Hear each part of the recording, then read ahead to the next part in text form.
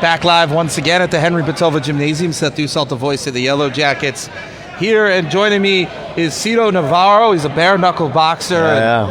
Cito, I guess the first thing is, what makes somebody decide this is what I want to get into, and bare-knuckle boxing? And, I try to avoid having people punch me in the face generally, so how did you get into this? Before I start, I just want to say thank you for having me here. So I'm very blessed about it, so I really do appreciate you taking the time. I got into it because I didn't grow up just boxing. I grew up in the fight game, just fighting. I was always a bad kid, fighting in the streets in school, so I turned that into a discipline. Then I got into boxing, but I'm more of a guy, I'm more of a fighter, I like to try something new.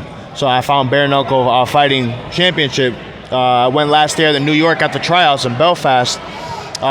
Went for a tryout. A year later, made my debut last month. Won by KO in the first round. So we're expecting the next one now. How different is it strategically from traditional boxing like this in a bare knuckle fight? Is it that different? It's different in some ways. One thing I can be honest with you, it's not boxing. I know a lot of boxers that are very experienced, high-level championships. They won world champions, all that, but when they come to a bare-knuckle game, it's all different. The thing about it more is boxing is more of a science, hit and not get hit. Bare-knuckle is more, you got to go in there and fight. So bare-knuckle is more like a street fight. It's like dirty boxing, like a street fight. If you're in the clinch, you got to fight. You know what I mean? There's no break until you're putting both arms under. So they expect you to fight. And it's all cuts. You get cuts and bruises cut up easily because, it's all knuckles hitting you, your skin. Boxing's more gloves, so it's very different. You mentioned you've been to Belfast and to New York. What does it mean to have the opportunity to go to these different places to hone your craft and to have the opportunities to compete in places all around the world? Yeah, it's very, I'm very grateful about it. I just want to say a shout out to my manager, Kevin Smith, and Zach Kalmus. He's also a bare knuckle fighter out of Gloucester, Mass. Without those two guys, man, I wouldn't be here today.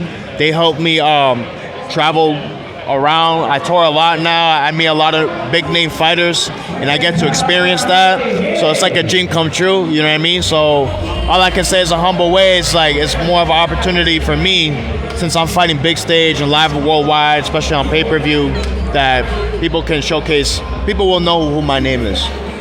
What's the coolest thing you've had the opportunity to do as a result of being part of this sport? The coolest thing about being part of the What's sport? The coolest thing, the coolest opportunity that you've had, something that you've done that this sport has given you the opportunity to do? That's a good question. I've never been asked those type of questions. Honestly, it may not be the right answer, but I think it was just the fighting, in my heart. It's part of my DNA. I think with me being humble and my discipline, it will take me new places and opportunities that I can take within time. And with all that combined together, it's giving me opportunities to go around. So I'm just very grateful about it. So as somebody who has used this to move themselves in a better direction in their life, what would you say to the people who are watching, who are looking for a way to find the right way? Yeah. Hey, just believe in yourself, you know what I mean? No matter what it is or who it is, don't listen to those people. Just believe in yourself.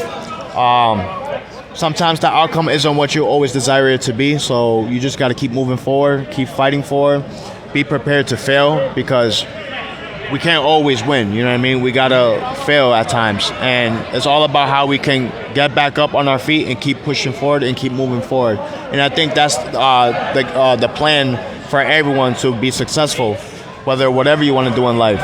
So at the end of the day, always believe in yourself.